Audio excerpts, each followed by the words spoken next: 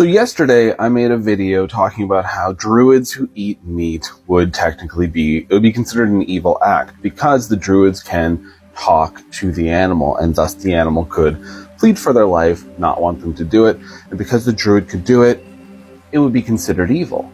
There was a lot of great conversation that happened in that. I think that might be one of my most viewed and liked videos that I have, possibly. I have to take a look. But a lot of wonderful conversation. People brought up, of course, the natural order of things. That druids understand and they follow the natural order. They don't look at things through a human lens. But that's not true. Now, I totally understand where you're coming from because in all the books and everything, it talks about how druids follow the laws of nature. But druids aren't an extension of nature. That would be the Fae. The Fae would be an extension of nature that is manifest into beings. Druids are a bridge. You have nature on one side, civilization on the other. Now, what druids do is they protect nature for everything that they can do, while also trying to keep the peace as much as they can with civilization, so that civilization just doesn't steamroll everything, burn every forest down to the ground, and can learn to respect and live with nature. So druids kind of have to look at things through both lenses. Now, this includes things like morality. Now, we often see in things that druids will be learning, reading, teaching, philosophizing. They will be talking about the morality of being these keepers of nature, of watching over these creatures. They will heal wounded animals. They will look after people. So yes, it is a natural order of things for people to eat meat. Sure. And we have a separation because we can't really talk to these creatures. The more we understand, the more we start to question the morality of eating meat. Now, this has been going on forever. People have to remember, vegetarianism is not a Western ideal. Not eating creatures because you feel that it's wrong to do is not a Western thing. This originated back in Egypt good 5,000 years ago. Also, one of the biggest vegetarian populations is over in India. Not to mention we have Buddhism, which has a whole sect that is strictly vegetarian. There is a lot of different groups all around the world that believe it's not right, we shouldn't be doing this. Now, I myself am not vegetarian.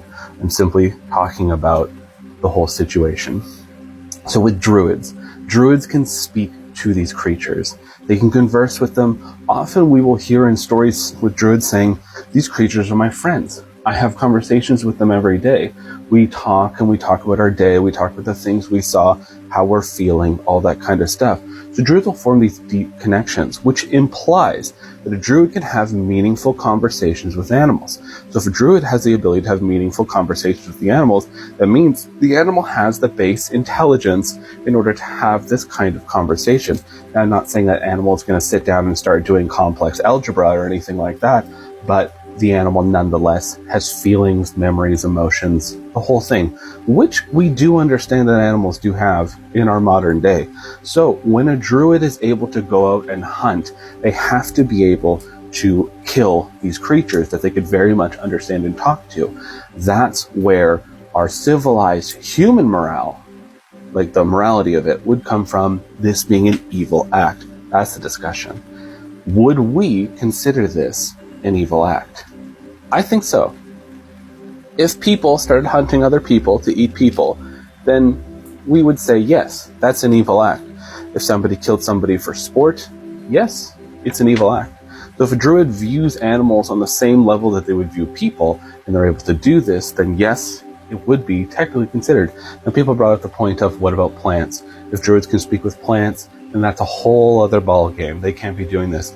Now, plants have specific food that they want other creatures to eat, or that they're okay with a portion of it being eaten, and it doesn't harm the plant. Fruit is the biggest thing.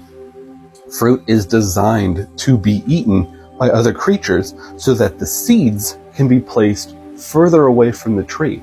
See, when birds eat certain fruits that are too spicy or poisonous to other creatures, then those fruits will have their seeds deposited because the birds can't digest them. The birds will be flying around further away.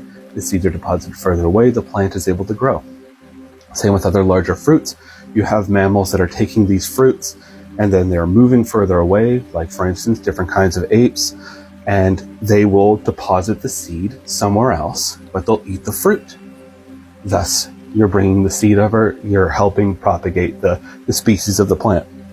You have other things like lentils, like rice, like other things where it wouldn't harm the plant. You wouldn't be killing the plant or doing anything like that to the plant.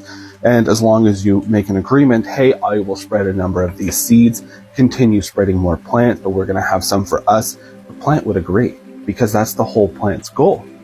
So, if you think about it, there's complete ways naturally for a druid to be able to coexist with nature, not make an impact on the natural world through the humanoid's expansion, as well as be able to survive with a well-maintained diet. Now, the last point that someone brought up is goodberry. There's a whole spell that makes it that druids never have to eat plants, never have to eat animals. They would never do anything that would disrupt the natural order, never do anything that would mess with the morality, and they would be fully, they'd have their full nutrition, they'd be full, they'd be good to go, healthy and happy. So the moment that the druid learns the first level spell goodberry, and they could produce a handful of these goodberries and share them with the rest of the people that they're training and teaching, technically a druid would never have to hunt an animal. And if a druid can speak with an animal, if a druid can speak with a plant, and they can become friends with those, and they have enough rationale, memory, and emotion for us to realize that with our current present day ethics, that it would be considered evil to hunt something that you can befriend like that and have conversations with, just like another human being, then yes, that would be considered evil. So technically, if a druid wishes to continuously hunt, it would be viewed as an evil act. Thank you for coming to my TED Talk.